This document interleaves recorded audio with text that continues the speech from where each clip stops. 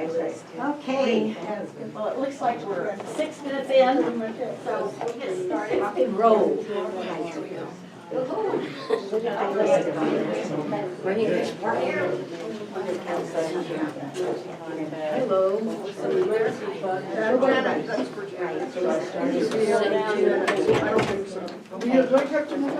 Can you guys just screw down here, Jen? Move here, I just saw some pile there. Wait, just wait, you're gonna shift. Put the cookies over here by you. Yeah, put them down that way. Put them down that way. Give them to her. I had enough cookies. Yeah, pass the cookies. Yeah, pass them down, yeah.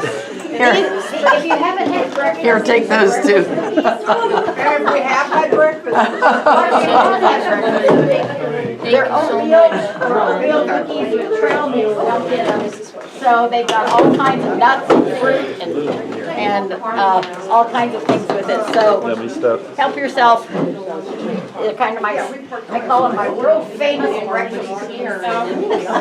Oh my God. Oh my God, we're filling up. Yep. Here we I'll come. move over. I don't know. Last two One seat. more coming in. One more seat. We got a corner seat over there and a corner seat over there. I'll get some chairs. Can you get through? Come on in. I'll grab a couple of chairs. Oh, I think we got them. I think we're covered. We got one there and we've got one. If not, I'll grab this one if not.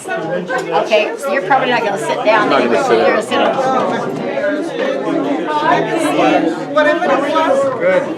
Come on, if you're gonna grab that corner. Oh, I'm sorry. Over there. Watch out, duck your heads. I think it's over there. She was wanting to know the magazine. What was the magazine? They're all Prime Time. Wasn't it Prime Time? Prime Time. Prime Time. It's called Prime.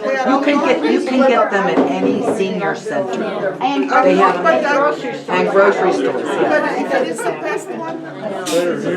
the most current one. I didn't bring any, I took it out of my bag. Yeah, I'm not sure. You might be able to find it online. Look on. I know. You guys, look at everything. Yeah, I dropped it in my bag. Thank you. Kind of like the last Thank you. dance.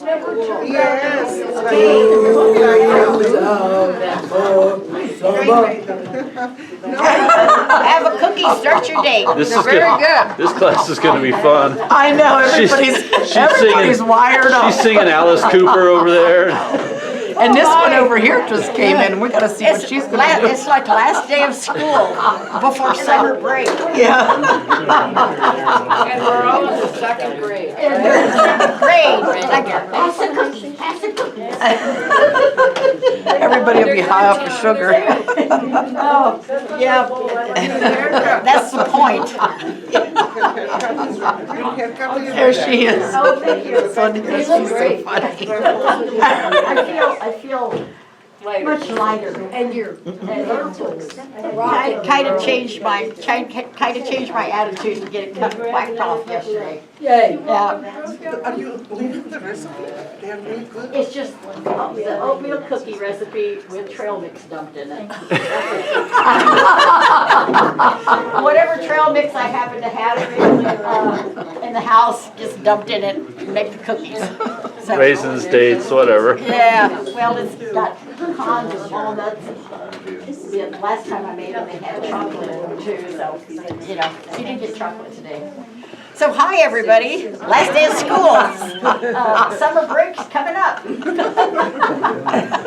Summer break's coming up. Y'all all have the ID. Tom's not here today. If Tom comes, he may not have a place to sit anyway. We'll make them stand in the corner. He kept reminding me every week, when are you going to get us the wallet cards? When are you going to get us the wallet cards? And so I finally got the wallet cards. I decided I needed new business cards. And I said, well, Yeah. let me just do it this way.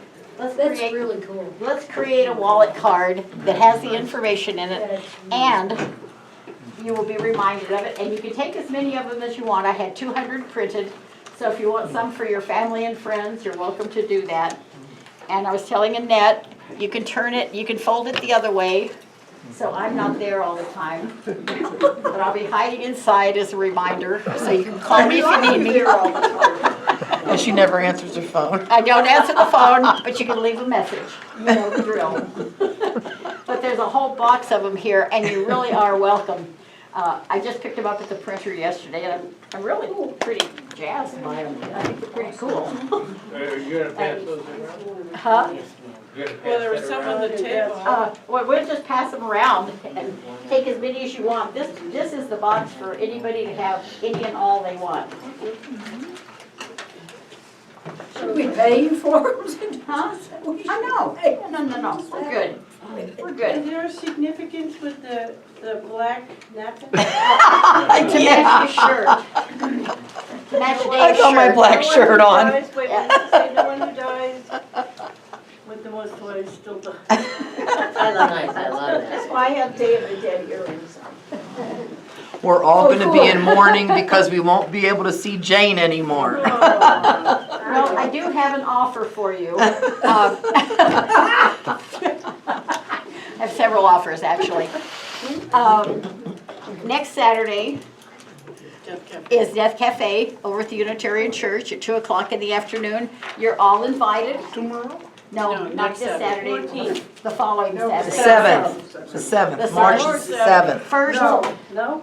Tomorrow's the 1st. I mean, Sunday's the 1st. okay, the 7th, whatever, not tomorrow, but the next Saturday is Death Cafe. You're all invited. It's always a rousing experience. And then if you go to Albuquerque Death Cafe, there's 2 other Death Cafes happening in Albuquerque. One is at Duranus, down Rio Grande and I-40, and the other one is out in the East Mountains. So you can check that out yourself. So, and I just asked Brenda when I got here, because I was thinking about it driving out here, because y'all have listened to me talk for 8 weeks, okay? And I do. And I do the talking. Brenda says we can have this space next week for free and for easy if we want to come in and have some other conversations where y'all can ask questions. We can talk about specific situations. And I promise not to talk the entire 2 hours. I really wanted, if y'all want to come back then, and I told her that I would let y'all know, I would kind of get a reading of the room, if you're interested in it, that we can come back in for, and you can bring your questions, you can bring your personal situations, and if you're willing to share and talk about it here, we can have more of a roundtable discussion about personal issues, because people always come out of this class saying, I've got questions. Yeah, which is part of the point, is I want you to have questions when you come out of this, because I want you to look at things differently. So at the end, remind me, and let's just take a reading and see who might be interested, because Brenda said they'd set the room up the same way or in a smaller version if anybody wants to come back. So that's I think that's, we're winding down. You had, Barbara, you brought Elderhood last week. Were you the one that brought Elderhood? Yes, and he's reading it now. Okay. Elderhood. It's a book called Elderhood. Elderhood. You can get it at the library. You can get it online. It is well worth the read. It is well worth the read. It talks about elderhood. It's written by a lady gerontologist, and it's got some really good stuff in it. So I read it, I got it from the library and read it. Probably wouldn't mind. I I may read it still, about 5 years ago, but I reread it just now again and got even more out of it. yeah. Just- And once you've gone through this class, I've had people that have read Elderhood again after going through this class and said, I saw it in a whole new light. I read that book in a whole new light. So it's worth a little bit more of educating yourself. So check that one out. I think Quincy was asking about the ID thing that Dave talked about, road ID. I'm getting a quote today of having one made where people can insert, they can write their information on something like those old key tags, where you could put it on your key tag, or you could put it, Oh, you could yeah. wear it as a pendant, so that you have something that's on you, so emergency people don't have to go looking. Which Yeah. the more I talk about that, the better I like I it. think that's a good idea. Like road, ROAD? A road, ROAD, road roadid.com. ID, bicyclists do it, long distance runners, outdoors people, so you're wearing something all the time. You're going And hiking old or folks. something. Old folks do it. I have Yeah. a question. When we pass the cookies, You pass them back around, because Isabel's eating them all.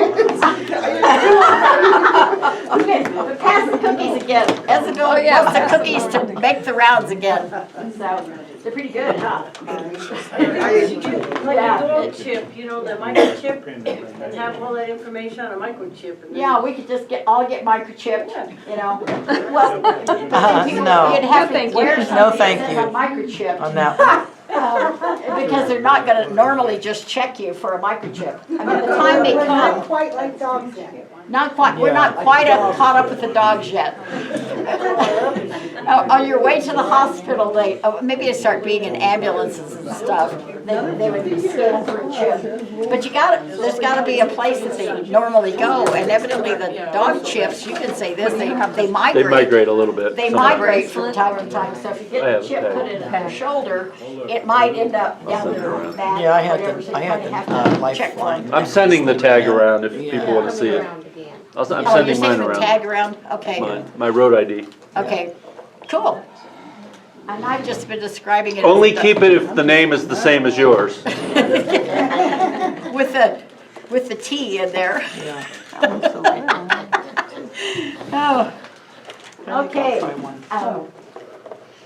Now, I think we'll start on Here you our, go, Jane. our Put 'em last, over. we'll move it back over here by Isabel. Put them by Isabel, I don't want them And over I'm here. gonna put it right Give there. them to her. Did you get one? We'll keep them with the Did you camera. get one? That way. I don't want 'em over here. Everybody that comes. This is like school. I'm God, resisting. we're this morning, aren't we? My sugar Great. intake's gonna be way This is great, must be spring. Must be spring. It's the last day of school. Everybody's Yeah. excited. Huh? It's the last day of school. Last day of school. So, and I just want to thank you all, and I'll probably thank you several other times today for all of you being here. What a great so group good. this is, and what great stories and what great input, and what great sharing and holding each other through this 8 weeks of talking about the stuff we didn't want to talk about. So, but here we are. So what we're going to talk about today, and all of you, not everybody, and I brought a couple more of Mary's table of contents. Isabel, and I don't have to email it to her. Does Quincy have one? Yeah, that's it. It's a table of contents that I gave y'all from Mary's organizer. We should have it here. It's a 3-inch or 4-inch binder. And I keep updating it for my son, because what I've realized, it's on my lessons in my survey, it doesn't matter if I think it's great if I don't explain it to my son. It- True, yeah. true. And have really clear directions. Yeah. True. It doesn't matter also if you've done all your paperwork, If nobody knows. if you haven't explained it to anybody. Yeah. Yep. And you Yep. don't have anybody to follow up on it. So I think most of y'all got that one, so if you have it somewhere and didn't lose it or leave it at home, make sure everybody gets one. You can also, Yeah. I'll go ahead and pass some other stuff around. No, I won't. Let's do chapter 8 first, and then I've got some other things to pass. Do you mind if I ask you something, just because I might forget? Sure. You mentioned the cremation company that Neptune, Neptune, did you say any? I didn't bring your file. Right. I've just done, I actually signed my insurance contract yesterday. With Neptune? No, I interviewed Good. 3 companies. I did an Excel spreadsheet and I compared costs. Of course you did. And what they were doing, Yeah. what they gave me for that. Yeah. Who did you end up with? Do you have any discounts for seniors? They cremated my mother-in-law, my husband, and my mom, and they were, I had a young man I was working with who was really cute. He's like 21 years old, I found out yesterday. And he answered all my questions. He was very precise, broke everything down, so there was no question about what was included and what was not. Who is that? So important. Which one? Who was it? Tell them again, louder. Riverside. Riverside? Yeah, Riverside Funeral Home, and he works out of Utah, but he reps all of Riverside in New Mexico. Right. And it was just, and I bought a out of area, Mexicans you know, go there. beyond the radius of Them and 50 French. miles. Everybody, you know, you pay a fortune to get your body back where you want to be. And that was through another small insurance policy. Okay. But just the cremation and the other stuff that I wanted was just let's see, the whole package was just under $3K. But the Sepio Guard was like $537 of that. So that cremation cost was pretty good. Cool. Cool. And so I had another person who did a whole spreadsheet. He interviewed everybody. He interviewed the funeral homes, the crematories, and he did this. I mean, it's Was that John from Death Cafe? No, it was Dave Barber. Oh, okay. Yeah. Oh, here comes Tom. Where are we going to put Tom? Don't tell him he has to sit in the corner. Hold on. Tom in the corner. I'll tell him. Tom in the corner. So, yeah. It was So really, shop, really talk to interesting. people. Did You know. Dave say which one he liked? Huh? Dave is his name, no? The one that you said he did another spreadsheet? Oh, yeah, Dave Barber, and if I could find it, I would have brought it and showed it to you. But he also looked at places for his, for their ashes to be. So they ended up, he calls it, they bought 2 condominiums in this wall over at, what's the place? Sunset. They bought a place and they said, we really like them. They're up in the top layer and they're. Oh, the view's mausoleum. great. The view's great. And he said, so they bought these 2 condominiums for their ashes. So, okay, Tom, we're squeezing you in. You're last one in. Figured I was. You get what's left. Okay, that's good. Oh, Two churches. yes. As long as Dino Dave. Hold on a minute. I can't hear. I can barely hear one person at a time. Two churches that we have been associated with have what they call the memorial wall. Right. And it's the same kind of thing. You can columbarium, you can put your ashes in there, or you can just put a plaque Put a there. plaque. Yeah, My right. church does that. Yeah, lots of places have like a that. mausoleum, Lots of places kinda have like. that. And Mary, you said you added the out of 50. It's kind of like the premium thing on my AAA membership. You know, I can do the basic membership, and I know I get towed from 50 miles out. But I did the premium because any place I go into Mexico, I mean that 300 mile range, and I don't want to get towed to Bobo's in And to compare, Vaughn. You know, Socorro somewhere. although I know people who have been and it turned out really well. So, but traveling internationally too. If you're traveling internationally, think about that before you go. They ship you back.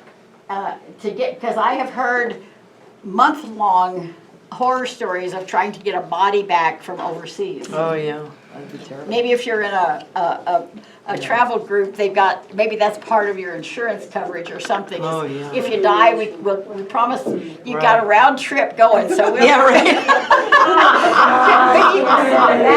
Ship her back. Ship her back on Southwest Airlines.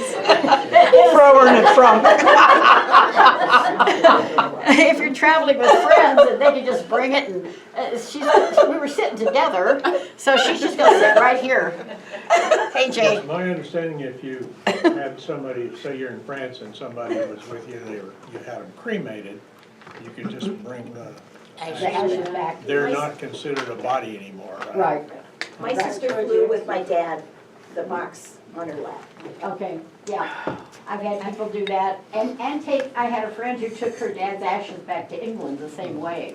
Just took it and they said, and labeled it. This is this is my dad in here. Yeah, that's what she did. There's a movie. Ah, Well, it's includes that. It's a movie called The Way. It is Yeah, about yeah. walking Oh, yeah, the Camino. the Camino. Camino. But it's was made by Martin Sheen's son, who Right. is in it. Emilio But the Estevez, story, yep. I'm only gonna tell you the beginning, is that his son decides to, he's in his early 40s, he decides to walk the Camino, gets caught the first night in the Pyrenees in a storm and dies. And dies. So they contact the father to come claim the body. Well, the body is ashes at this point, and the father decides he's going to carry those ashes and walk the Camino in honor of his son. Yeah. So you got that. Anyway, that's how it begins. I'm not giving anything away. Yeah. But Is that filmed in New even if- Mexico? Even if you didn't know, it's No. fine, Oh. it's filmed on the Camino. Oh, oh. It's Yeah. a beautiful movie. It's a beautiful movie. It is. What's the name of it? The Way. The Way. Yeah. Martin Sheen and Emilio And- Estevez. And another thing too about things that you can continue this, this fun journey of education about all this stuff. Check mortality movies, because Gail does mortality movies once a month or something. I think she's probably coming back to start doing that. And if she's on Meetup, and she has the biggest collection of Yes. mortality movies, and she's got a book coming out in April, so we'll try to invite all of you. It's called 98.6 Movies to See Before About You Die. Death Before You Die. Yeah. I have an announcement too. I just saw on the St. Therese board as I drove by, they're doing Coco tomorrow at 6 o'clock at the church. In case you want to see Coco. It's a great flick. Great And movie. it's at 6 o'clock at St. Therese on 4th Street, just south of Candelaria. Okay. Mary? One thing I learned when I was doing the interviews with the funeral homes is, we talk a lot about paperwork and the advance, or the cremation directive, which names a person, your executor or trustee. The person, yeah. The person who gets to say cremate her, because that's what she wanted, and gets to pick up your ashes and is responsible for all of the information for the death certificate. I went to one place where she went through the list of like 20 gazillion people, and stepkids are like number 7 in the list, and I was panicking. And I emailed my estate attorney, and she said, no, you don't have to worry, because you have an advance directive for cremation, Right. where he's named. And that only trips over if you have to go to probate. So it was Or if somebody comes in and pitches a fit. true. So, I call it the cousin from California. Yeah, right. Yeah, so it's, Or what I the cousin discovered from is how hell. important it is to have all of that stuff. To have So there's no question about what you Yeah. want. some of the work that I do is when people don't have their paperwork together and trying to sort that out. And I'm in a couple of situations right now, and it's a mess. It's a mess. It's a mess. So do something like advanced directives, do an advanced directive. Pick somebody for your medical power of attorney. Pick somebody for a durable power of attorney, and just do them. If you don't do anything else, but do that, so that somebody else can operate for you or can speak for you if you're gone, or if you have a stroke. And this roadmap, what we're going to talk about today is, I'm going to ask you to imagine worst case scenario. Okay, I'm doing good. Everything's fine, okay? I go home today and I have a stroke, okay? And I can't speak. And I haven't taken the opportunity to talk to my proxies about what I've done. And they have to come in and try to figure out even how to keep the electric on at the house. What Dolly's dog food is. you know, That's what her job number routine one. is, you know, what the treats she likes best. No, I have paperwork for my dog. Oh, yeah. But so, People who can imagine. take care of my dog if I die before he dies. Right. Well, I've got people lined up for Dolly, so, yeah. Quincy might be on the list. Yeah, so I know it's not fun, but worst case scenario, I mean, maybe you're having an anxiety attack or you've been depressed, which please, we talk about preventive care or getting tested for things and looking at things. If you're feeling anxiety, depression, loneliness, isolation, get some help. Because those things can spiral out of control so quickly. Or somebody suddenly has a psychotic break. I have. That's probably what I do. And they go through the list of the last 3 people I talked to, and it's like, okay, give them a call, see how that works. Or somebody suddenly is, sometimes dementia comes on pretty fast, and you don't know what's happening. So who's going to take care of stuff?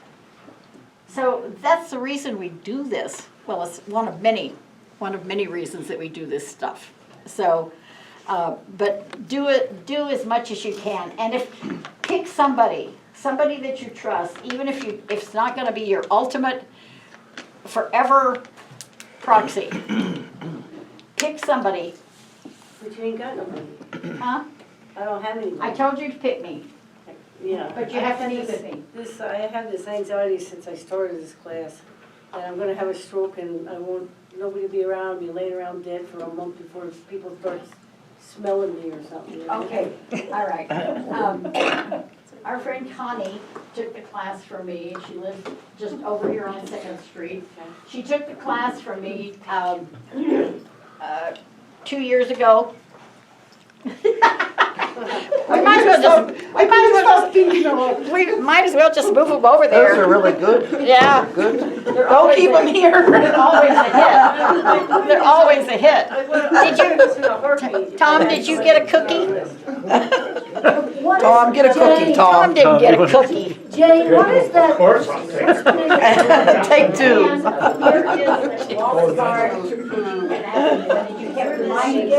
There's a group in town that'll do it for you. Mary. And they're great, they've done for my neighbors. I got a Jane, I know that. Okay, great. Research so much, you should write a book. Dino Dave, okay, as long as Dave's here, I'm not gonna go psychotic. That's what I think, just call him Dave. The people that would be your proxy, Yeah, I'm telling her. decades. Yeah. And I've had a lot of people use them, and they will monitor you. But what I was going to do was set up a call program.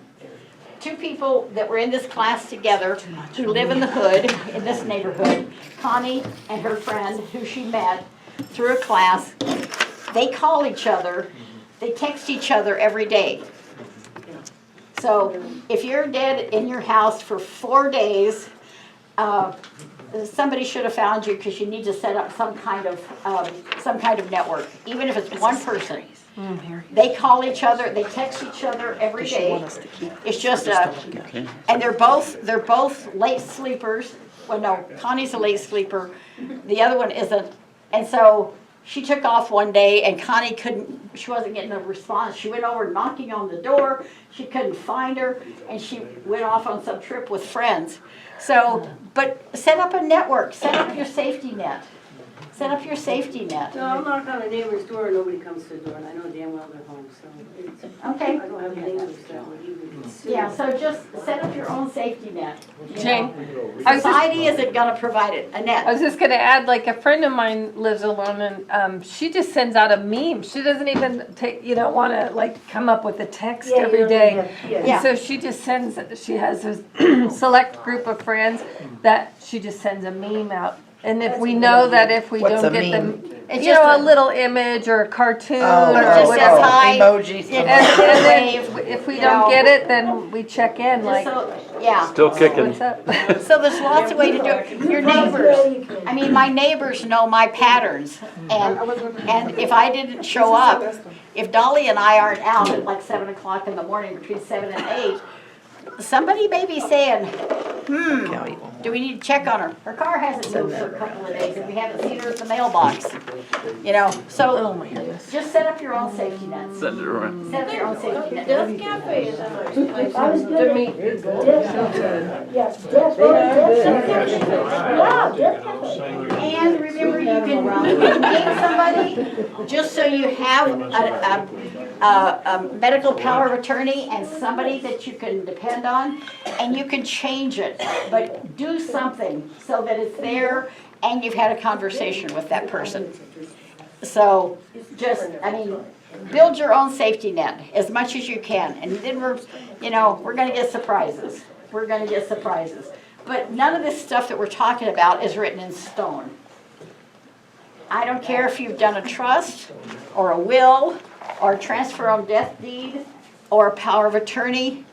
All of those can be changed. You don't have, if you change your mind, if the person you've appointed dies, or the person you've appointed doesn't want to do it, Yeah, they don't want to. yeah. Oh, I can't do that. Well, talk to them. It's an agreement. It's an agreement, not an appointment. Yeah, and they call it an advanced healthcare directive. And the new one that I did, it's called an advanced healthcare directive and agreement. And the proxies actually are going to have to sign it. So that it says, I had this conversation, and yes, I know what I'm getting into. So, A question, if you have an advance directive that a lawyer drew up. Right. And you want to change the person, can you just cross it out and write in? you can on that, because it's not it's not something that would go into an estate. It's less, they're so easy to do. It's so easy to write a new one because the forms are available online. And, but you could do it that way too and initial it. You could do it that way and make sure that person has your new copies and the old person has your new copy, whoever you took off of it. So that they aren't still come waving theirs in with a, I'm the proxy. And say, no, but I'm the proxy. Try to avoid confusion by just checking all of these little steps along the way. So organizer. Mary was the queen of the organizers. When y'all saw her organizer that she brought in, it has everything in it. Not just the documents. It has her inventory. It has her written directions. You just added, what did you bring in? You just added, for advanced directive, you put a whole bunch of new stuff in it. Yeah, and you're gonna sign it. Okay. Yeah. She's so prepared, she'll never Dementia die. advanced directive. Yeah.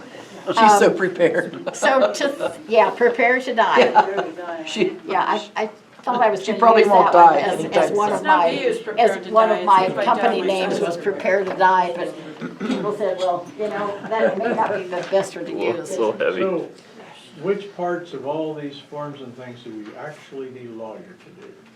Good question. Which- You don't need which lawyers to forms? do Which anything. legal forms? Wait, Yeah. answer the question to all of us. Oh, sorry. Yeah, Sorry. It is related to one question that I also have. I noticed there are people that have higher incomes than I do. I just Right. retired, I'm not working. I don't want to work, I want to exercise and have fun. And I don't want to use my retirement pension on lawyers. That's my biggest fear, that I have to have a lawyer to do this. Okay, I was not here in the class, I'm sorry. This one? yeah. Which one is that? Express, didn't This get one is either, the- Quincy. Let me see if I there's got some. legal aid in Albuquerque is free. And there's also, if you're 60 and older, they have legal help for seniors. They You have just to- sessions, the county you and the just have city to both type have it in sessions. on Just Google. watch their newsletters. Yeah. They've got sessions that'll help What you. is it that I have to Legal aid is free for anyone. And seniors, 60 and older, it's legal. They have Legal help for reduced seniors. prices. How do you find them? Just, It's free. Senior Law Office, New Mexico Legal Aid. UNM also has free services yeah. for lawyers. I have an estate attorney. And So banks let's have go back to free the notaries. question about what do we need lawyer for? Because I'm interested in that as well. I think that two primary things that you need a lawyer for would, well, let's make a list. Okay, if you're doing a trust, please use a lawyer, Yeah, for sure. okay? I mean, you can do one online if all you're putting into it is maybe your house, your real estate. But if you're going to make it a real functioning trust, have an attorney do it. In Express Legal, excuse me, I'll give this back to you. A living trust package over there with Express Legal is a living trust, a pour-over will, is like $650 for a single person. The tier 3, the top of the line one, is a living trust, pour-over will, durable power of attorney, advanced health care directive, and a deed transferring the real estate into your trust is like $1,200. Do we have that, what you're looking at? What is I passed it out. I thought it was in the The day you were binder. talking I about don't it. know. If y'all want to pass it around, if you want to take a picture of Do they it. have, do they have a copier here? Do they have a copier? I have I'm a, going to ask. yeah. How did I lose Don't ask this permission, because she's also looking at making. a Most of copy. us have copies, Huh? most of us have copies, because you passed it. Okay. I need one. We only need, okay. 10. All of you people who weren't here all There the she time. is, she's right there. Cause bad. We are really hot measures. What? We're really into the legal A stuff. lot of this would be really good for discussion for next week. Oh, that's a good idea. And because we have this. The other thing is, if anybody wants it, Jen and I had our wills done, everything, all the paperwork for everything that we've talked about, by a lawyer here in town. He charges $800 for both of us. And he's Bring those names in. amazing. So I'll get that at the Bring end. those names You know, in. We'll bring it next week, we'll Okay, bring that so over. if y'all are interested, let's bring this stuff back. Sounds like you're coming next week. Yeah, it And looks then like that's that. fine, that's That's fine, okay it's my freebie. They asked me, when I asked if I could have the room, they said, are you gonna invoice us for it? And I said, no, this is a freebie. Let's come back and let's talk about this stuff, because a lot of that's coming up This will be today. good It's for like- resources, for Yeah. learning resources. And so bring your resources. I just got another attorney that my other friend who did the spreadsheet, that huge Excel spreadsheet, they gave me the name of another attorney that they just use that they love. They said she was fabulous. I'll bring it in. She said, share it and share. So let's all come back together next week and we'll share what, anybody that wants to know. I mean, Same time? of course, same Friday. time. We've got this room Same for back 2 channel. hours No next week. cookies. Well, who else wants to bring Same back cookies? channel. Maybe I'll bring some. Girl Scout cookies are on sale. Somebody, Not as good as these ones. as long as Yeah. there's cookies. Those were delicious, those were Yeah. delicious, Jane, my God. Yeah, better than. You all have some time. Most of you are retired. You can bake a cookie. I baked those last night after I got home. After 6:30. Bet Miss Betty If I can do it, y'all can do it. Or bring sandwiches. I don't know. I'm Bring bringing brown- George, I'm bringing George, Bring George. I'm bringing Maybe George. we bring our George. dogs next my week. little dog. Oh, my God. Yeah. So, okay, that's Little a, that's a Dotson. great observation. So let's Aw, bring those Dotson. questions, because these are the things that, because I talked for 2 hours solid. Y'all don't get to bring your questions in, and so you go home with all these questions bubbling out your ears, saying, oh, yeah, and what do I do? And what do I do? Hey, that's a good suggestion, I'm thinking of right now for everybody, if everybody writes down their questions. Just have a list of questions that you're thinking about, so instead of Right. us talking here, because she's trying to get through her information. Yeah, we have a class. That's okay, Yeah. that's okay.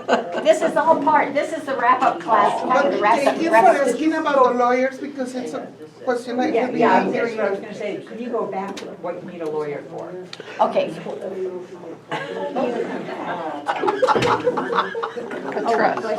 Everybody's all ADHD in here. Thank you. Pass this around, this is the stuff from Express Legal. Oh, thank you. And this is, Oh, good, thank you, this is thank you. this is the cheap side of the Tracy's Art Law Firm. If you need more than simple stuff, she is all, and she reviews everything anyway, but she did this as kind of a less expensive way for people to do documents if they don't need a big fancy trust, okay? So, why don't we bring stuff in, if you want to bring something to share, if you have had a good experience with an attorney, if you have had a good experience with a hospice, if you have had a good experience with a doctor. Let's talk about some of that next week, because that's where we find out things in a referral that we wouldn't find out any other way. And it won't be on, it won't be It won't be on recorded. that. It won't be Yeah. recorded. Okay, but I want, let's do, again, let's do worst case scenario as we're looking at our organizers. Because organizing all of this stuff together is critically important, where somebody can go to it. I've now got a 3-ring binder, a purple one. That would be the first place that they would look, even if I hadn't told them where it was. Then the purple binder would be the trick. That would be the key. And in it, how I organized my monthly expenses, I just printed out my bank statement, and I made notes on it. And I wrote a summary of it, that what happens here, how does this get paid? How do you get, my niece can get into my accounts by opening my computer with my password. She can get into my accounts.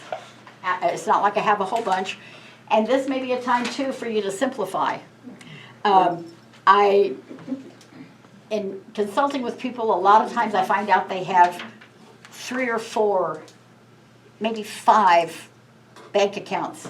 And I say, so, Do you need them all? do you need them all?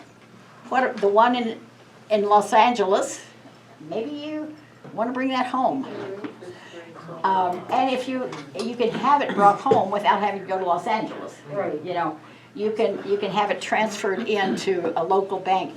But to simplify it for somebody else to take care of it. And simplify it for yourself. And maybe you keep one that is just out there to pay expenses. If I can't, we talked about this a little bit in estate planning, that if you die, people think, well, I've got payable on death on my bank accounts. Great. It's going to take a while to get it out. Getting a death certificate takes 4 to 8 weeks. Okay? So if you have a payable on death, that bank account is going to be frozen. If somebody's on it with you as a signatory, they can keep operating. So, or you can set up a separate account. Or in the case, I told you the case of the family I worked with 2 years ago, and mom was dying. She came in with a really short, fast-moving diagnosis and was dead in 30 days after she arrived here. But 15 days in, the daughter said, how I'm going to cover everything. Mom's house is in Deming. I'm going to have to maintain it. I'm going to have to clean it out. I'm going to have to do all this other stuff. How am I going to cover that? Daughter didn't have the resources. So we sat and talked about it, and Mom said, well, I suggested, Mom said yes, why don't you just clear out your bank account? Write a check to your daughter and your son. Which she did. She said, that's the easiest thing. Let me just clear them both. I'm going to clear out the checking account and the savings account. And she wrote a check to the daughter and son for the money that she had, because she was not coming out alive. That's an easy way to handle all that, and then there's no you know, it's all done, you know, it's, Jane, so if, you know. if First of all, you have to recognize that you're gonna Yeah. die. yeah. Yeah, right, exactly. yeah, right. If you do die and you have things on auto pay, like your utilities, but you've named another person on that account, then that would just keep going, correct? Yes, Yeah. yeah, Okay. technically, yes. But you gotta look at what money's coming in too, you know. Well, yeah, Because some of the money, like Social Security, if somebody dies, it stops. And usually, sometimes it stops after that last check has been sent, which shouldn't have been sent, and that has to be They take repaid. it back, yeah. And it has to be repaid. Has to be, yeah. So, They'll but, reverse it, is what they do. Yeah, they will. So you wanna make sure that you don't close an account, because that reversal will trigger it to reopen and be Yep. in a negative balance. yep, there's lots of things to think about with that. Also, if, just all of you knowing this too and share it with your friends, if you, if someone dies, don't turn their phone off. There is all kinds of Roger that. information in there you need. If you Roger need to that. access accounts, they're gonna send a verification to your phone. It's So, a And you can get a two-factor list, auth- you can get a yeah. list of the cell phone, all the phone numbers they called or something. Yeah. if there was Yeah. something that so was don't turn questionable. don't turn the phone of off the until death you've or got it all something. done. Pay that, keep paying that $100 or whatever it is, so that you have it. Make sure you have passcodes to get into. Oh, and double identification, where it's your thumb or your face. If that person dies, guess what? Cut their thumb off. Cut their thumb off. Just like they do in you know, the mafia. That's what the mafia does, cut their thumb off. I saw a movie where the guy, Yeah, took it and he went into the morgue. yeah. So what do we do in that case? I don't, You just I have do- to text them with I don't do the, verification number. yeah, I don't do the bio on mine. I don't do that. And it's up to y'all how you do it. I'm not very paranoid about Oh, I do the facial thing. all the them time. getting into my stuff. I don't have a passcode on my phone. You can turn it on. If you turn my phone on, you can use it, Yeah. okay? But I don't have a whole lot of stuff. On it. On my phone. Yeah, on it, yeah. Yeah, so it's just, again, it's choices that we make. We build our own safety Right. nets. And for me, I choose not to put a whole lot of stuff on my phone. I don't have. In case you lose it. I don't have my, no, Oh, just no. because I don't want a You lot don't of have stuff. to on email. there. Yeah, I don't have it Your on email mine on either. your phone then. I have email on my phone. I have email on my phone. I have Facebook on my phone. I can get to all these things. But I don't have a passcode on it. That means anybody. But personal choice, your choice, okay? But gathering, now we're trying to get back to 8 here, because we're an hour in. But I want you to imagine worst-case scenario. What would, and sometimes it's easier to imagine if you had to do it for somebody else. What information would you need to take over somebody's life if they became incapacitated or they died? What information, if you walked into my house because I'm dead and now you gotta pick up the pieces, what do you need to know what to do? Contact information, family contact information. There's all kinds of information. That's what we're talking about. In the section 1 and in chapter 8 is, I call it the not dead yet plan. What, Tom? Oh, no, it's waving at Arnold. Oh, He hi, didn't Arnold. bake a cookie, but he's a good guy. Okay. Okay. In the not dead yet plan, just make sure you have all of your documents available and in one place, whether it's in a file folder, whether it's in a notebook, but you don't need a whole file drawer full of stuff. Consolidate it. Put the most current stuff in there. Put a summary of everything that's in there. Those descriptions and those summaries are probably as important or more important than the documents themselves. It's like, so somebody could pick this up, and it's like, this is my bank statement, this is what happens in this one bank account every month. And if you do this, it will keep happening, if you don't change it. And one of the things that can change is that credit card that I've been using, it may expire. Who's gonna renew it then? Who's gonna renew this new card to, who has the ability to renew this new card and make sure that those auto payments continue? So, I mean, there's just 1,000 different moving parts. So you're gonna continue to pay after you're dead? It can, oh yeah. You have everything on auto pay and If you you have have an stuff on auto account, pay, everything's So- just gonna keep going, and they're not gonna know you're dead. Eventually, they're gonna stop. Takes a minute to sell your house. There's a lot Yeah. of, like, one of the Utilities going. utilities, phone, One of the most important things I say in my Dear Adam letter is you I don't don't have have a to house. come out immediately. My house will just keep going and everything, the money will flow and the bills will pay. Like, you don't have to get there tomorrow. So I would argue that the Dear Adam letter in some cases is more important than all the legal stuff, because somebody has to come in and figure things out. And Right.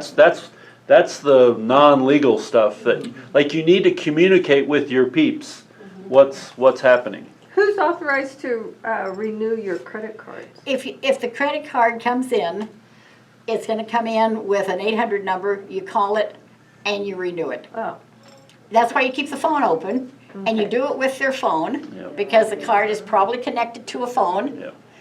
And, but if you keep the phone open, you can renew it by calling the 800 number. That phone number will be, Or online. will pop Yeah, up. or online, They'll yeah. we're gonna send you a code, Yeah. or they may just renew not it. like they know. So, but these are all things for people to look at. I mean, it's 1,000 moving parts. A lot of moving parts. Yeah, so, but if you put it all together in one book, I've got copies of my birth certificate, I've got copies of my passport, I've got copies of my credit cards in there.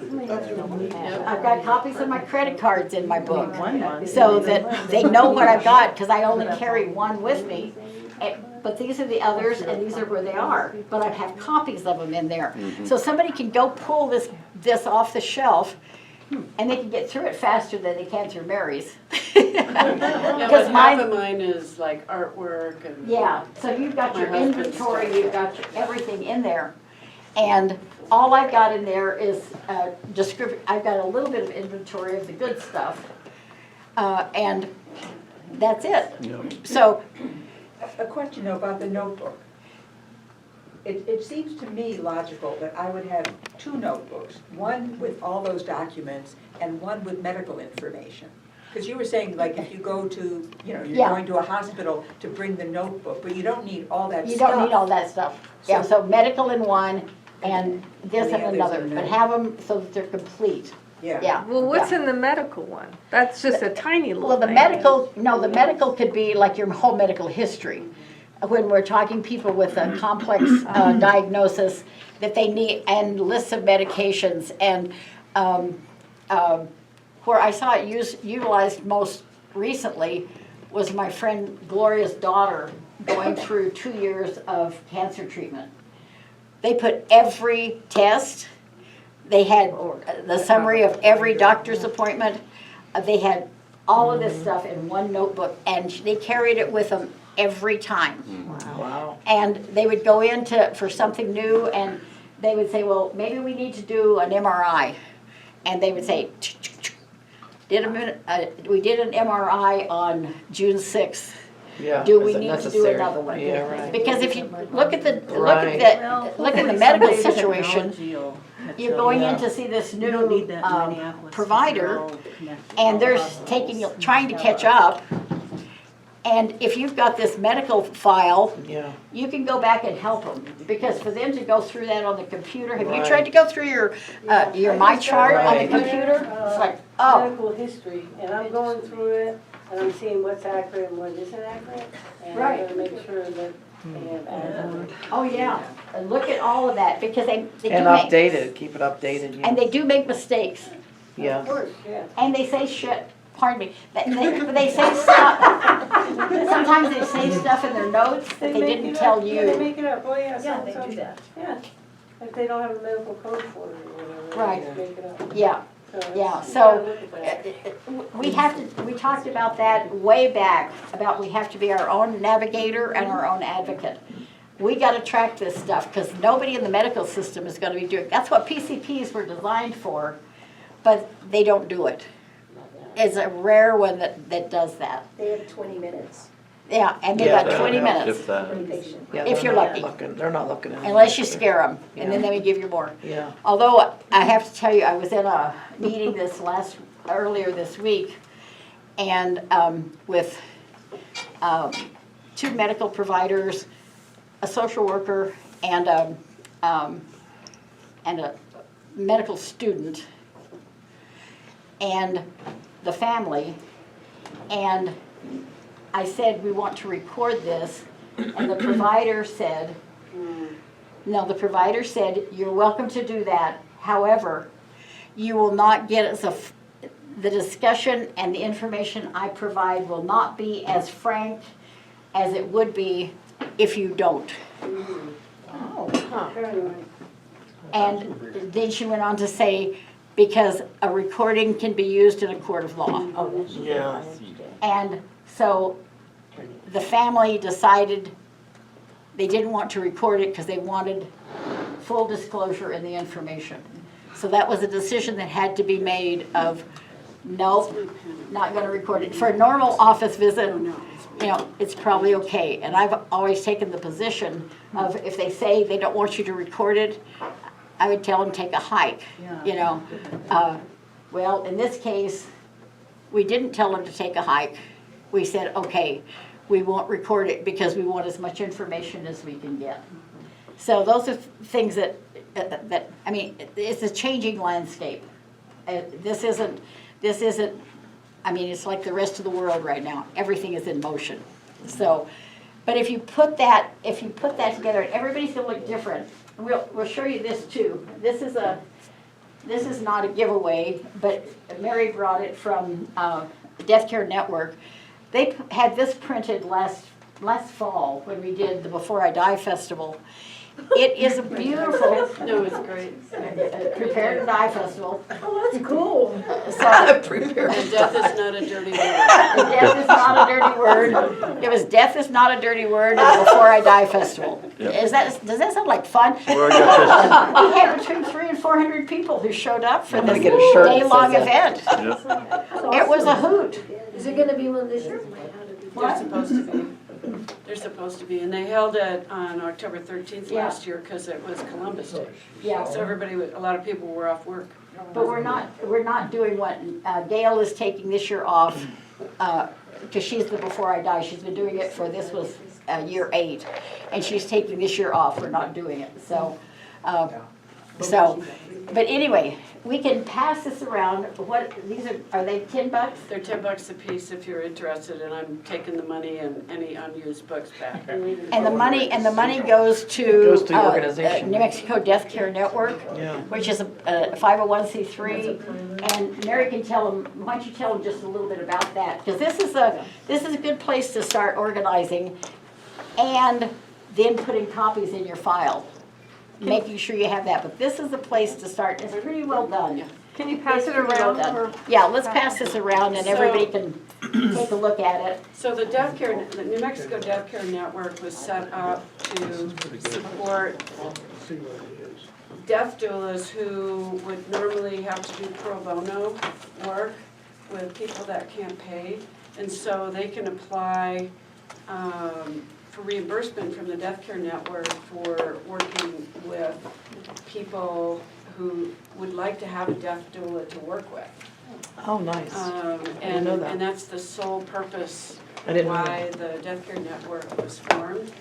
And it is, membership is death doulas, death educators, legal people. Financial people. Reiki Reiki practitioners, massage, I mean, Yeah. there's all Massage kinds of therapists, people yeah. that are involved in it. Oh, people? And And, you know, old people, well, and I am a member simply to support them, Right. because it's such an amazing organization. I do stuff for them. 160, but, you said? It's like Pardon me? not on board. 160. It's $160, did you? I didn't hear what you said. Oh, $150. $150 for If you for a want to be a membership. member, yeah. Yeah, Or Come up if with you're not a $150. doula, it's less expensive. Right, I am. right. Okay, so I'm not, so. If my you membership- are, then what? If you are, do you know how much it is? If you are? $150 for a doula. It's 150, Yeah, okay. A year, all right. yeah. So there's all kinds of ways to organize this. Insurance policies.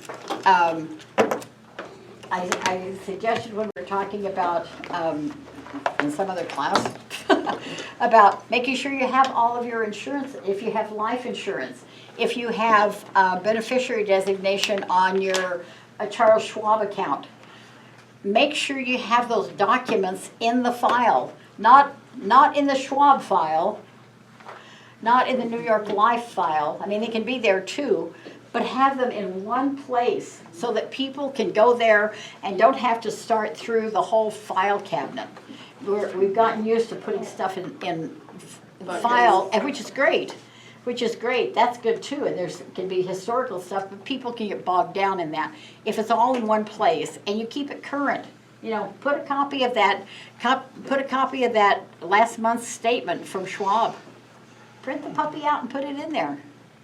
Okay? You can upload it to the cloud. There's all kinds of places where you can upload it. You can store it on your phone. The health apps that we talked about a couple of weeks ago, you can dump that stuff into your phone so that people can access it that way too. And it's difficult to go through this much information in an electronic format. Yeah. It's really nice. I've been in multiple situations where it's just so really nice to have this organizer book. And the very front part of it, and sometimes mine is like 3 pages because I got carried away because I don't have that much to deal with, but I was expounding on other stuff too. But that's in the front of my book, is this is what's in here. This is what it looks like, and I kind of did a summary of each section. But that was the first thing that they could look to, so they didn't have to go digging through things. That they can say, we can get to that later, because she says there's nothing here that you have to do today. You know, in my new book, I talk about that. Death is not an emergency.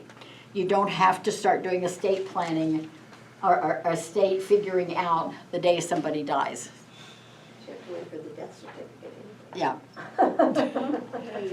So, I mean, you gotta do something with the body, but some of the other stuff you may not have to do anything with. But so think about that whole circle, how that thing unfolds, and what's going. And maybe it's easier for you to look at and say, if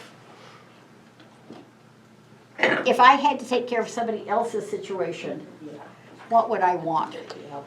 What would make it simple for me, rather than trying to put ourselves in the dead position and saying, what would somebody else do? Say, what would I want?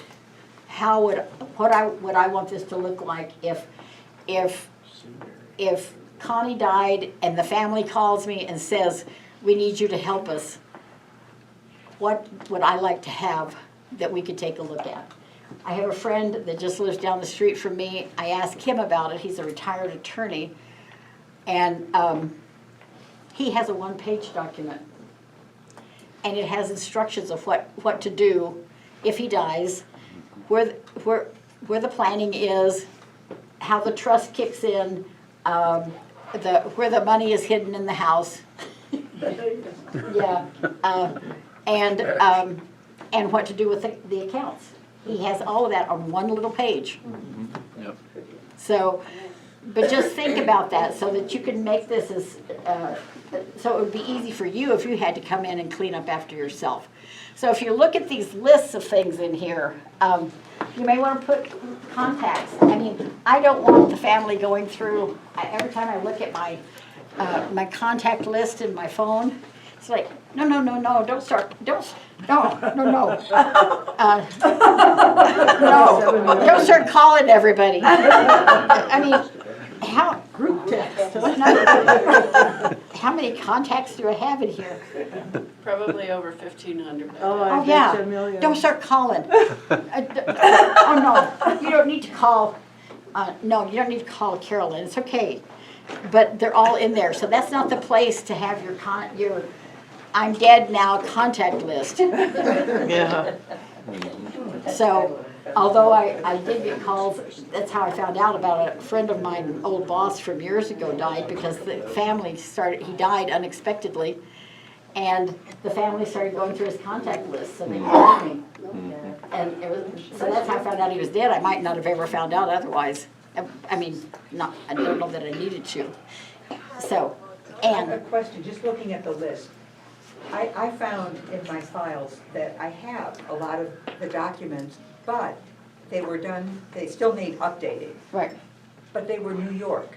And in the document, because it was done by a New York lawyer, it keeps making reference to New York statute. yep, I don't know what's different about Way New different. Mexico. you So don't need to know what's different, you I just need need to to know do you it. comply with New Mexico. Yeah, that's what I was And- figuring. You need Yeah, to and New transfer York- everything here. New York has got a lot more. You're staying here, you need to A different way transfer. of doing things. Yeah. So if you come from out of state, Yeah. get your stuff New Mexico compliant. Like here, I didn't even think about a HIPAA release form, but one of the documents that I found, of course I should remember this, it was only 6 years ago, but anyway, the whole document is HIPAA, Right. so, which I found interesting. Do you need an We hadn't attorney talked for about that. And the new advanced healthcare directive and agreement that I've got, that I just put together, has language in there that says, this is a full HIPAA release form also. Cool. It's not, so whoever you've appointed as your proxy also, and I don't know if it will hold, and most of these documents will hold unless somebody protests, unless somebody pushes. So, I mean, you can't prevent that. The cousin from California, the mom from Boston, whoever. Because those are not, they will hold unless somebody protests. And you can enforce them unless somebody really wants to take you to the mat on it. If you Lisa? have someone that you have designated, but you have a relative that comes in, like you said, from wherever, and can they fight that? Can they Oh, yeah. actually fight it? They can, anybody can do anything, Anybody can do anything, yeah. Even if you have stuff, even if you have They'll- yeah. appointments. I mean, I can't tell you what your relatives will do, Yeah.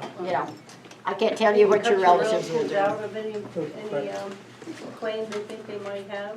What? After you die, and they think you might have some money, they can come in and start claiming it. Oh, Is yeah. there a way you can cut them out in your documents?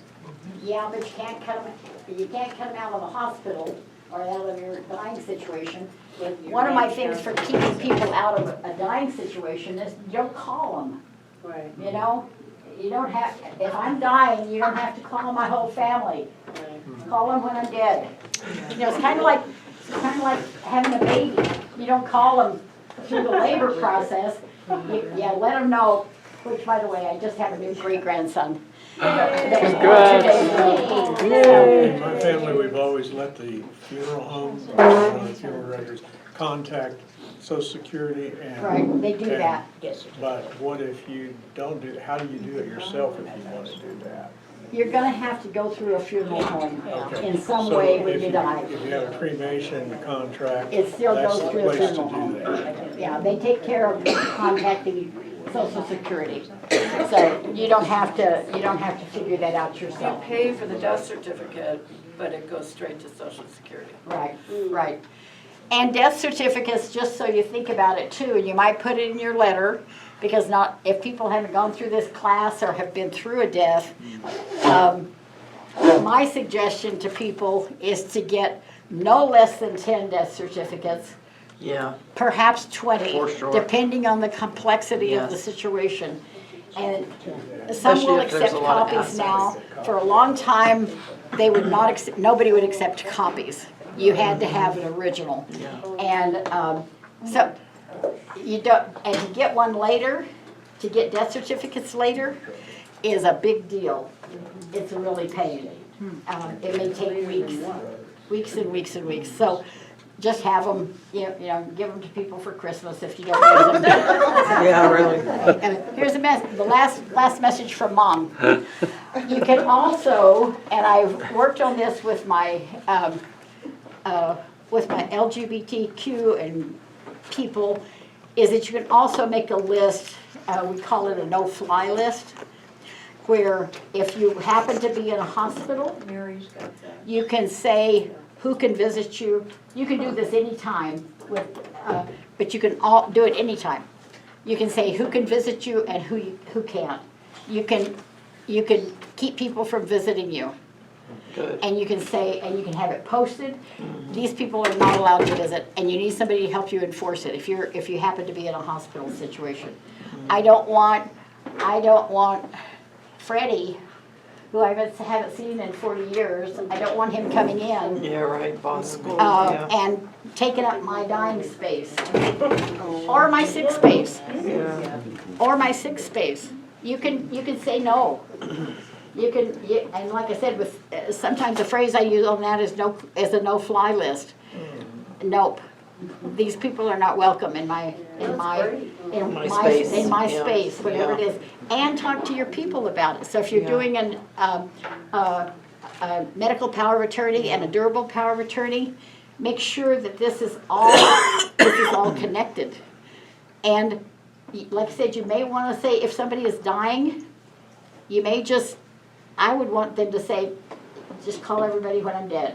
I don't need my 400 nieces and nephews coming in and into my house to wish me goodbye. Yeah, here they have tribes and tribes of family coming in ICU, and it just makes their job so much harder. Oh yeah, it makes it so hard, and it makes hard for the dying person. I mean, if I say that I want these people, and my list is pretty short of the people that I would really want to have in my dying world, and it gets even shorter the closer I get to death. Yeah. You know, I'm down to probably 2 people that I would even want in my room. Well, we all plan on being there. Y'all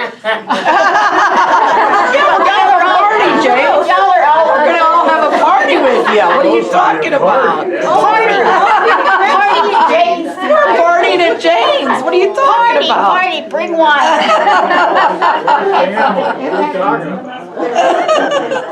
A couple of weeks ago, you talked about having a hospice, and they would take care of almost everything. Well, I mean, if you talk to your good hospice and put your directive with them, what you want when they find you dead. that's do not resuscitate, but they can't take care of advanced health care directive and medical power of attorney stuff. They don't get to be medical power of attorney. They are a care group, but they can't be your medical power of attorney. You don't want them to be a medical power of attorney, and they won't do it anyway. Yeah, they won't do it anyway. So, remember, they're there to support you and make that last part of the journey as comfortable as you want it to be. And some people choose for it not to be comfortable. So, but you see I've gotten this broken down in several things, and the not dead yet is, if you think about that as, I had a stroke, okay? I am incapacitated, although there's some wonderful stuff happening out there in stroke world now where, oh my God, if you get quick care. Within 4 hours. Oh, I mean, if you think you've had a stroke, raise your hand and get some help. Because, I mean, it's amazing.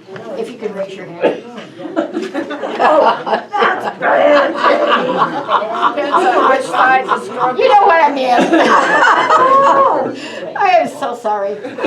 Y'all started it by being so enthusiastic today. You need to write a book of jokes. I'm working on it. I realize I have to write another book, not just the Yeah. serious workbook stuff. Yeah, we had to write a joke book of death. Like there's one phrase in here Death that y'all may joke not have book. seen way back at, it's one of my better, it's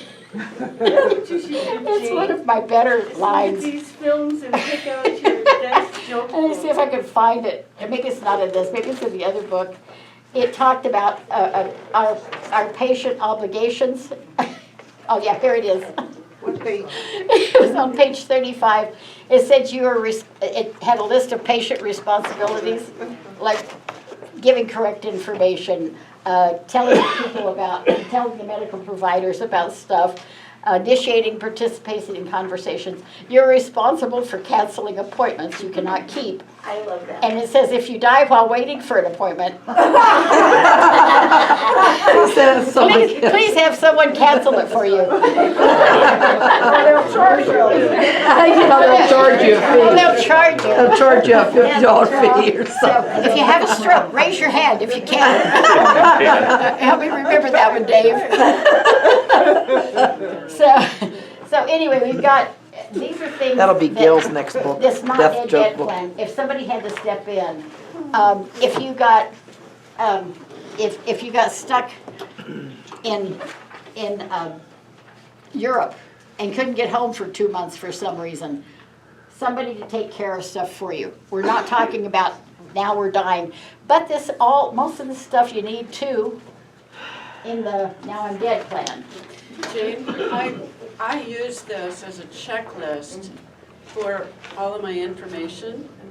And what was interesting was I found I didn't have the beneficiary list for my life insurance policy. Oh, yeah. So I had to get in touch with the company and say, where the hell is it? Did I? Marriage is not perfect.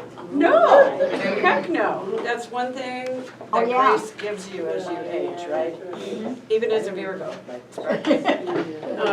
No, it was like not in the policy book.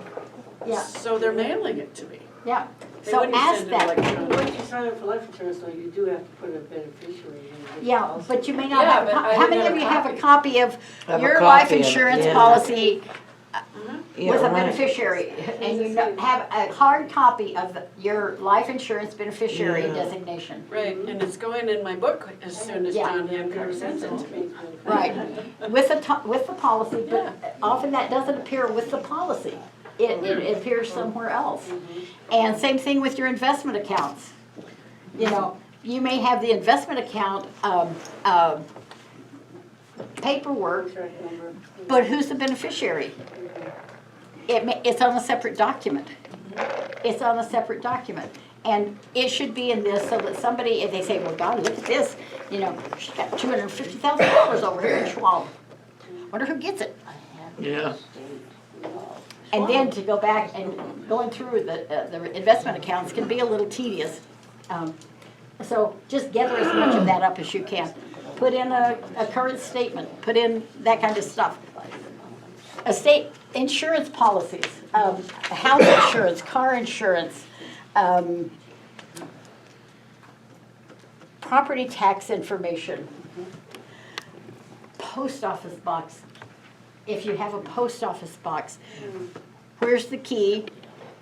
How do you stop? I hear horror stories about people even trying to get mail stopped Oh, my at a God. house. Yeah. If somebody dies, the Yeah. mail just keeps coming.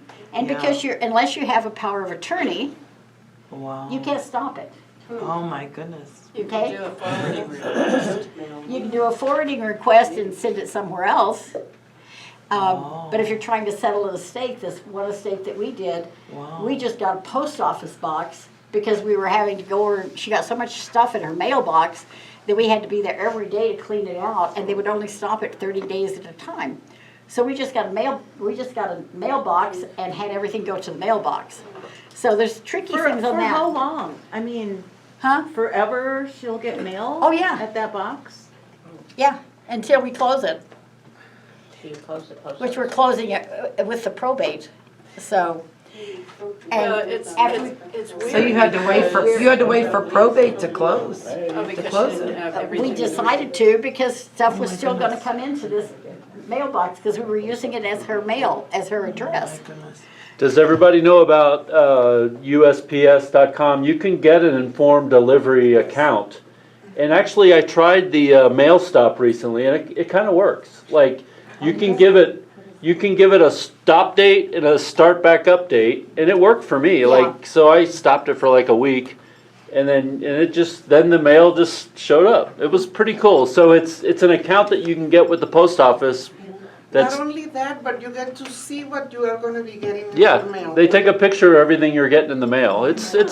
I mean, we don't need more email, of course, but if you travel a lot or whatever, it's kind of helpful. Can you stop just the junk mail?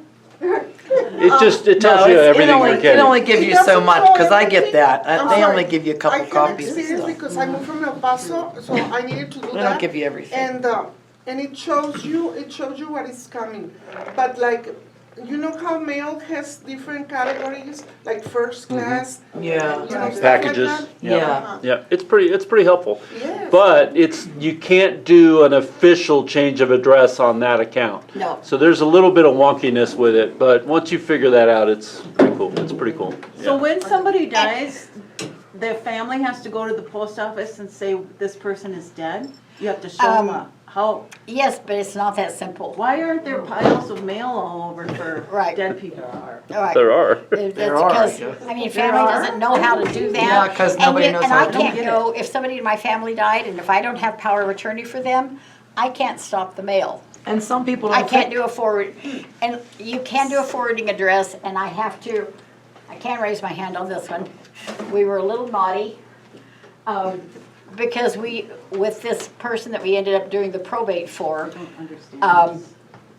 we just signed a forwarding order for her mail.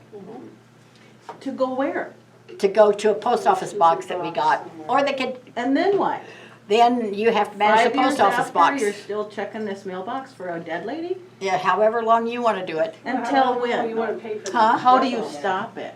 Then you just stop it, you don't pay the bill. you just don't pay the At bill post anymore office, and then it's they'll gonna close stop. it. It'll stop, I guess. Yeah, but we wanted the information coming in, cause we still had stuff that was coming to her house that we Yeah, needed. you still need. And so we just acted as if and forwarded her mail to a post office box. And So- the post office will keep forwarding mail for forever. Forever. I mean, I did that for my mother-in-law That'll be my and legacy. my mom. I got a piece of mail My from my mailbox. mom For 50 2 years. days ago, and she died in September 23rd, Oh. 2018. Wow. So, I don't think people think You of that, know, because I never because people closed buy out my mail- father's people buy mailing account. lists, You know, right? his Companies buy address mailing and all lists, that. and so. So I never did that. I like mine better. I never So thought just put about that, it. just put that on the list of things to think USPS, about. I never thought about it. When you die. Following up on that too, I think we talked about safe deposit boxes. Safe deposit boxes. Yeah. Make sure you've got somebody on the safe deposit box with you who has a key and is the signatory on the account. Okay? And my recommendation, which came from an attorney whose name I won't mention, said, if somebody dies, it's probably just smart to just go in. You don't have to tell them at the bank that she died or they died.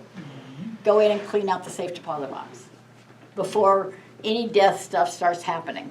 And you don't know what's in there, so you're probably gonna need it, but just go in and do it. And, don't go in and say, well, Yeah, I'm so-and-so. Mom or died, whatever. Yeah. Mom died, and I need to get into the safe deposit box. So It'll this be would like, be whoa, the whoa, person whoa. you trust that you are leaving all the control Right. of your.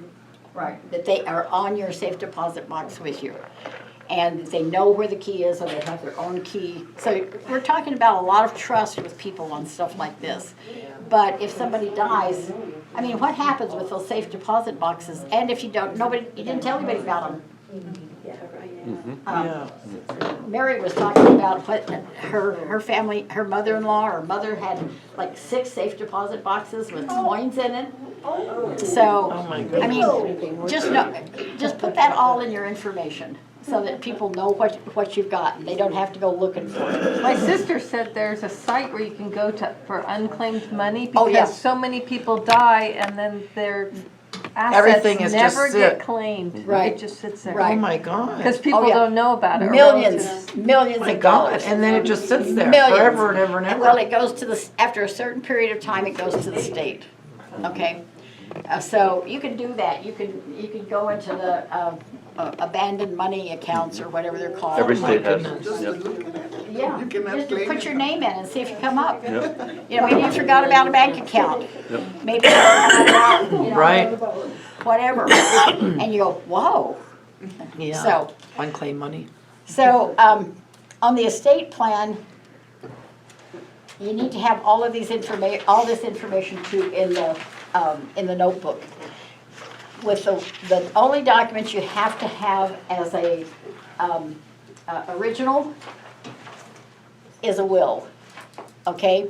Everything else, usually they have language on them that says, a copy of this is the same as the original, or these are duplicate originals for trusts and advanced health care directives and powers of attorney, all those kinds of things. Copies will stand. A will, you have to have the original will if you're gonna probate it, okay? You can do it without the original will, but it becomes a much more complex legal process. So know where those things are.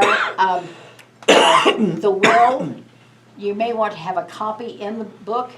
You may want to have the will in a more secure place. Sometimes people will put that in their safe deposit box, or in a safe, or in a fireproof file cabinet, or something like that. But have a copy in this book or in your collection to say, this is what I've got, and this is where it is. I'm So, confused about the death and give certificate. somebody the combination to that, It to takes that. like 8 weeks for a death certificate. If you want to do the, bless you, if you want to do the bereavement, or a natural burial, Okay. and you still have to wait 8 weeks to get buried because No, you need no. a death certificate? Yeah, the funeral homes get death certificates, they can get it the day of, because they're electronically connected to Yeah. the public records. Oh, okay. So you can get them from them, yeah, Yeah. Anywhere and pick one up. Yeah, 'cause I got mine in a couple days. Yeah, you Or- can get it, you can yeah, get I- it, you can get the same day, because Or you to can do get same anything with day. the body, you have to have a death certificate and a transport document, which the funeral home gets. Because no matter what you're gonna do, if you're gonna do natural burial, if you're gonna do cremation, if you're gonna do embalmed burial, you're gonna have to go through a funeral home. Oh, thank you for that. You know, somebody's gotta do the paperwork, and they have direct access to the way to get the death certificates and the transport documents. So you're gonna have to use them in one way or another. In natural burial, they play a smaller role, because mostly they do the paperwork. Okay? If it's cremation or embalmed burial, they do the whole thing, or they can do the whole thing. And can you use death certificate copies for all the other entities that you need? to- Depends on what they want. Mhm. Yeah, it depends on what they want, you know. Usually that should suffice, usually, And not This may less. be, people may know this, but I am never sure, why would one go through probate? What are the conditions that require probate? And what is it? California. if you have a will, it's gonna have to be probated, because it says, I want the court to adjudicate what I have said in this will is what I want done. Okay? That's when you pay a lawyer? So Well- that's what the person put in their will. That's what they put in their will. So she And, stated she and in wanted it, a will says, this is where I want my stuff to go. This is the whole story that I have with all of my worldly goods and my life, and this is how I want it distributed. It can be a simple process, although I understand that the cost right now to initiate a probate in Albuquerque or in New Mexico starts at about $3,000. Oh my God. Holy crap, pay a lawyer and get it done ahead of time. Well, Yeah. yeah, but the Yeah. will, but if you've got a will, if you're gonna do a will, it's gotta go through probate. Well, I would. Or if you don't have a will, and you've got stuff that needs to be dealt It's with, still gonna be it's done. gonna have to go through probate. And it'll go through And the it's state? gonna- And it's got, no, it won't, it doesn't have Would to it go through the state. Oh, it won't, Then you okay. go through the line of succession. Okay. Legal line. No, I succession. just Well, it want to depends on how many interject that my assets you mom recently passed, and she had a will, but nothing needed to go through probate. There was a way that my sister structured language in the will, to say that she was empowered to distribute the assets without going through probate, and there was a way that she structured the assets to transfer. Yeah, that's So, what we so talked that, so about. Al talked, yeah, so talk to a lawyer, you don't have to go through probate just because you have a will. But it's one of the things that triggers it, and the other thing that triggers it is not having one. If you don't have a will, it's probably gonna have to go through probate. Although, it may not have to, depending on your assets, and depending on what you've done with your other stuff. How about with a trust? With a trust, does not go through probate. It does not go through probate. But probate is not like a trial with a No. jury. It's a year-long process to get orders and accountings and everything into the court, and they have to approve it. You have to have an executor or a personal representative appointed. You can do that in your will.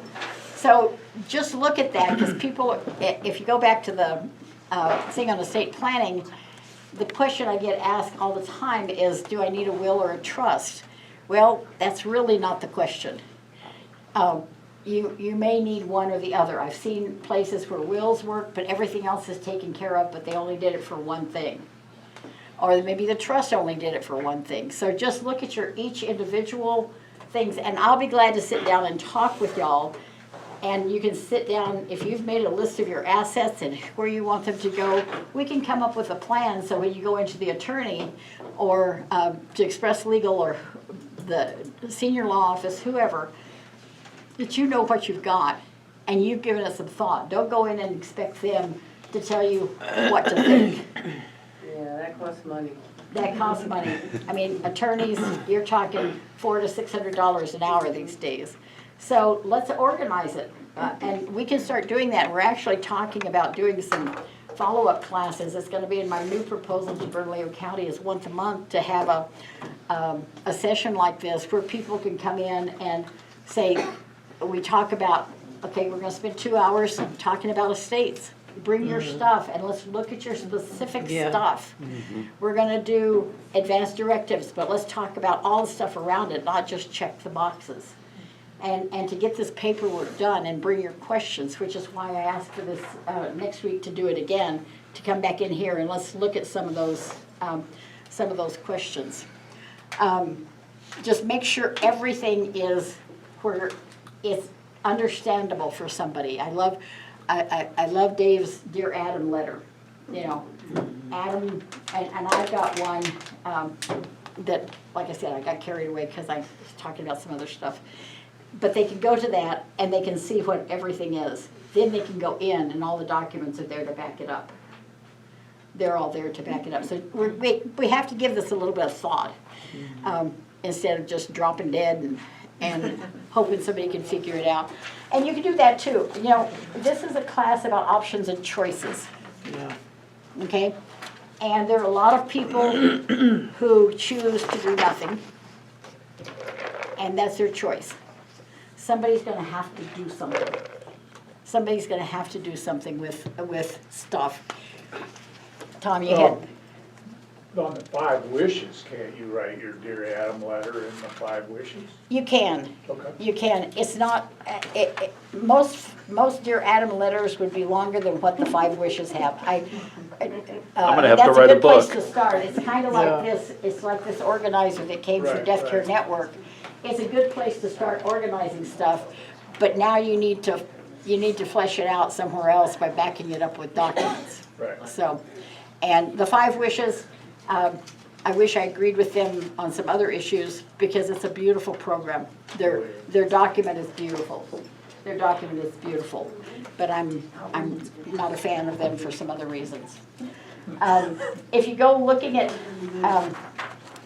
in that section 2 on the estate plan, what stuff for any documents that you need to sign for body disposal, cremation authorizations. We're floating a designated agent form that we're using, and my attorney said, this is kind of cool, it's kind of nice, but you realize that that's really a power of attorney that dies when you die, and I said, yep, but we've had funeral homes accept it, so we'll run with it. We don't call it a power of attorney, we call it a designated agent for cremation, no, for body disposal. Copies of your driver's license, marriage certificates, divorce decrees. If you got those marriage certificates particularly, you probably want them in your notebook, because something may come up in the whole closing out of the estate that you may need them. You may need the divorce. I know when I shredded mine and my husband's. You what? I shredded the one from my husband and from me. Okay. Because we were married a whole lot longer than the other guys. Yeah, and they may pop up, you never right. know what's gonna pop up when you're least expecting, or what they might require. I mean, we get this new SAVE Act passed, and there may be a bunch of us scrambling around for some documentation. Yeah. Those of us who changed our last name when we got married For voting, 64 years ago. Yeah, right. Right. So what do we put in that case? What do we have? Just whatever documentation you have on it, just in case you need it, just know where it is. So, because if you're gone and somebody else looking for it, it's going to be harder than you finding it. I know when I applied for Social Security, they made me find my divorce from my second husband before they would process my Social Security. Right. But I also love this lady that was doing the processing on it. She didn't ask for a divorce from my first husband, which was a long time ago. She said, how long were you married to Mr. Westbrook? And I said, well, 7 years. And she said, oh, too bad. If you had been married to him for 10 years, you would have gotten some of his railroad retirement. Oh. And I'm going, well, dang. You should have stuck with him for 3 more years, Jane. Yeah, hang in there for 3 more years. So you could, I wouldn't have think that was the best financial planning advice I ever got. I didn't make it 10 years either, so. But if you've got those things, you may just want to have them in there, so that somebody else that maybe doesn't know this information, if it should come up, because sometimes hinky stuff comes up when people die. I have a question about Social Security. I was married 22 years, and I'm thinking that he takes the book that I can tap in on his. Yeah. Yes, you can. Oh, yeah, after 20 years, yeah, definitely. You can get some of his money. You can get. After 20 years, for sure. Social Security benefits, they're half of what the person is actually getting I paid. just talk to Social Security, or talk to one of the Social Security advisors, people out there that help people through Social I Security. did ask Social Security about that, and he asked him dies, that's why I'm like, okay. Yeah. That doesn't count if you get remarried. Yeah. You can't get any money if you got remarried. They don't have to necessarily be dead. Yeah, and I don't know about that, I'm not even gonna act like I possibly. Double check. A lot of the stuff that we've talked about, especially in the last 2 or 3 weeks when we talked about true end-of-life options, hospice, VSED, medical aid in dying, medical support, make sure you understand all of that, and if you need to write extra information in there about that, do that. That's part of why my dear Kurt and Donna letter is more complicated. I don't know if you've addressed it in the afternoon, is that if, I know you don't ever have to make this decision, you two, if I choose medical aid in dying. However, I want you to know my position on it. I want you to know that that would be my first choice if there was a way to utilize it, but you can't make that decision, but you need to know how I think, okay? I would choose, I am all over voluntary stop eating and drinking. If I'm dying and I'd like to accelerate the process, I want it in there. And there is I've written it into, I haven't written it into my directive, I need to do that. I need to go back and do that. But I want them to know what my thinking is on Yes. that. I want them to know about Final Exit Network, which is, it's the old Hemlock Society. And it is also an escape route. It's a self-deliverance technique that you can use. I want them to know that that's what my thinking is, so that they have a copy of it. So I need to add all that information so they know what my thinking is on that. That should be in your medical record too, though. No, doctor doesn't have shit to do with that. Yeah. Yay. If they. That is not something that a doctor Then is, they're gonna do everything that they. but that's in my advance directive. You talk to them, but they need to know what I think, but I don't want the medical providers to have that glimpse into my brain any more than they would have in my advance directive. Because this is important stuff to me. When you ask the question, would I rather die quickly or linger a long time? It's like, well, easy choice. But I want that information in there, which is one of the reasons why I like 5 Wishes, because they do talk about a lot of the guts and stuff around that. Which also, I don't know how many of you got around to this. It's a great book. The values worksheet, and that starts on page 20 and keeps going through page 23. If you spend some time with this, you'll be starting to organize what your thoughts are around a lot of these other issues around dying. It is incredibly important, so spend some time with it. I've got extras of these if y'all want them. Compassionate Choices sends them to me 100 I'll at a take time. another one, because I'm gonna give mine away Okay. to somebody. Yeah, and there's a great tool for y'all to start conversations with. Give it to your friend and say, would you be willing to go over this with me? I need some help here. Let's do this together. I'll bring the wine. So, on page 143, one of the last things on that list, we talked about the consequences of an unattended death. We talked about that last week. But make sure you understand that, so that it's not going to be fun if you have to call 911, but know what to expect. Know that the whole brigade is going to show up. And if you or another person is dying or has a dire condition, be very careful and very mindful and very thoughtful about making a 911 call if someone has an emergency situation and they're already in the dying track. They may not be imminent, but what happens if they take them to the hospital? What is going to be the long-term effect of that? It takes some guts and it takes some real deep thought to figure that out. But just think about it. Say, so if I call 911, if I don't call them, they're going to die. If I do call them, they're already terminal and they're going to die. And we're going to do this. How do we balance it? And every situation is different. Every situation is different. And our first reaction is to call. Our first reaction is to call.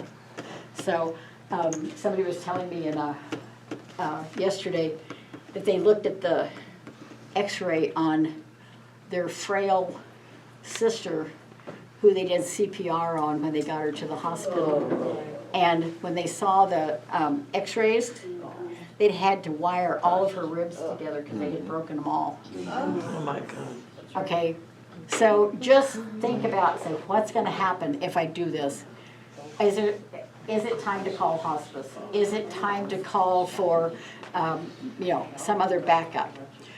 I'm not telling you what to do, and when somebody's dying or in a critical situation like that, Stressful. it's hard to step back and take a breath and say, all right, wait a minute, what do we do here?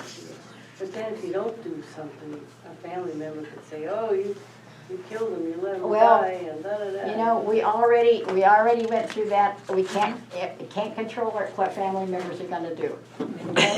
We're safe. Can't say that for taking your life. The last section in this is, the now I'm dead.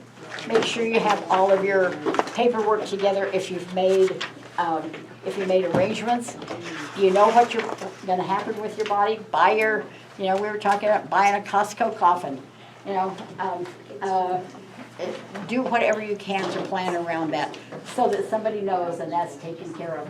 Or say, you can pick if you want to keep the ashes at home, what urn do you want? Or what do you want to do? But give it some thought too, and that goes into here. And remember that death is not an emergency. If somebody dies, you don't have to call somebody right that moment. Take some time and say, well, what just happened here? This is everybody's going to do it different. But make sure you have all of your paperwork in place. That's what this last piece is about. So that is kind of it, guys. Thank you all for doing that, and I know that you're going to have a million more questions. Bring them back next week.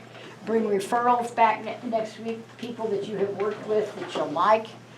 And Carol has got something that she wants to do as perhaps as our closing ceremony here, girl.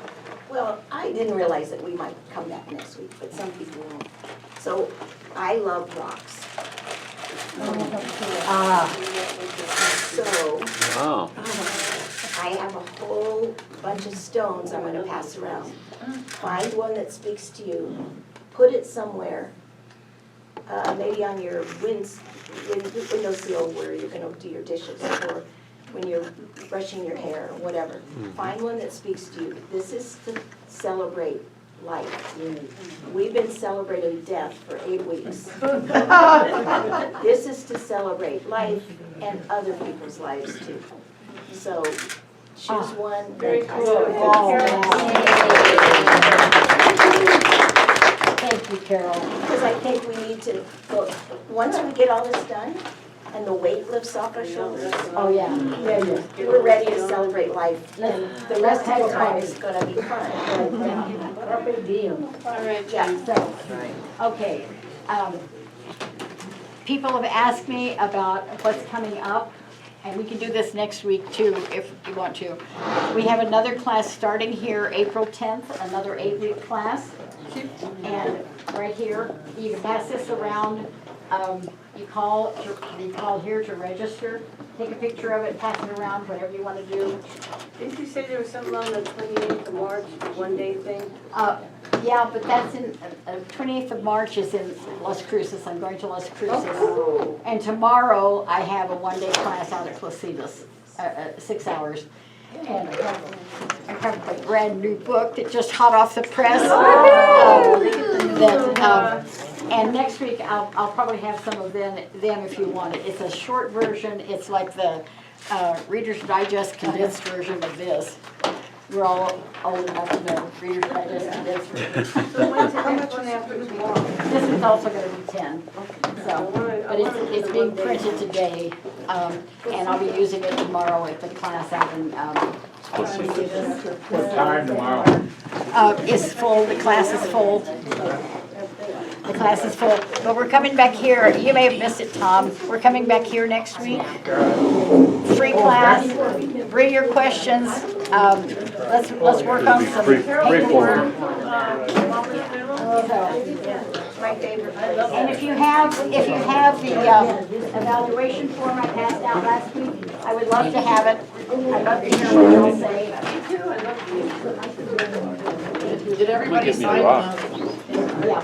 Tom may not have. Tom came in so late, he may not have. Nice.